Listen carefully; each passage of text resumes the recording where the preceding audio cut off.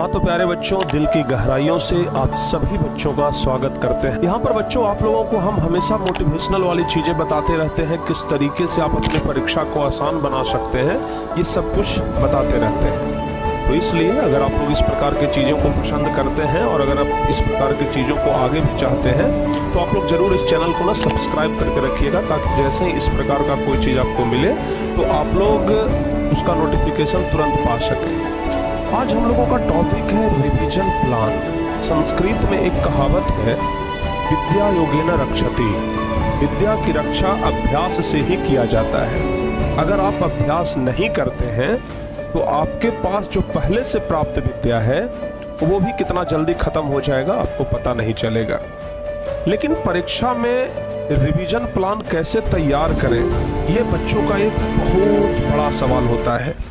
देखो बच्चों, सबसे पहली बात तो ये है कि अगर आप रिवीजन प्लान तैयार कर रहे हैं तो पहले अपने आप से एक सवाल पूछिए कि क्या आप लोगों का सिलेबस समाप्त हो गया है, क्योंकि पहले तो सिलेबस जरूरी है। अगर आपका सिलेबस ही अभी तक समाप्त नहीं हुआ है तो फिर रिवीजन प्लान बनाने का कोई फ़ायदा ही नहीं है। फिर तो कहेंगे कि आप इस वीडियो को देखने के पहले ना आप लोग सिलेबस ख़त्म कर लीजिए, तब आप लोग इस वीडियो को देखिए तो ज़्यादा फ़ायदा करेगा। लेकिन अगर आप सिलेबस लगभग समाप्त कर चुके हैं तो हम कहेंगे कि आपको एक अच्छा सा रिवीजन प्लान बनाना चाहिए, क्योंकि सिलेबस तो बस एक बार ख़त्म किया जाता है, उस सिलेबस को बार बार रिवीजन किया जाता है। तो रिवीजन कैसे करें? बहुत सारे बच्चे क्या करते हैं, कॉपी उठाए और पहला लाइन से लेकर के एक एक लाइन पूरा पढ़ते चले गए। क्या उसको रिवीजन कहते हैं? बहुत सारे बच्चे क्या करते हैं कि भाई कॉपी में ना, किताब में ना कुछ चीज़ों को हाईलाइट करके रखते हैं, बस उस चीज़ को पढ़ लिए और कहते हैं कि हमारा रिवीजन हो गया। बहुत सारे बच्चे क्या करते हैं, सुबह उठ करके हमारे क्वेश्चन आंसर को याद कर रहे हैं, सब्जेक्टिव ऑब्जेक्टिव पकड़ के रगड़े हुए हैं एकदम। क्या उसको रिवीजन कहते हैं? यही तो आप लोग का मिस्टेक है कि आप लोग रिवीजन का सही तरीका ही नहीं जानते हैं।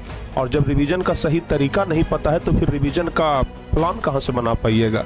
किसी चीज़ के बारे में जानकारी होगा तभी ना उसके बारे में आप एक अच्छा सा प्लान बना पाएंगे।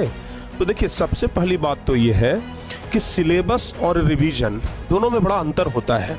सिलेबस में आप लोगों को हर एक चीज़ों को पढ़ना पड़ता है, लेकिन रिवीजन में हर एक चीज़ को नहीं पढ़ना पड़ता है।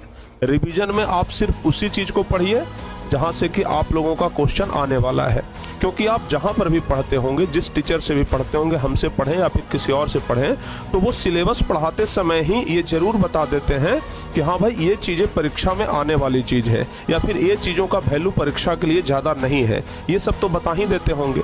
जैसे हम अपने बच्चों को सबको बताते हैं कि ये चीज़ें परीक्षा में आने वाली है, ये चीज़ें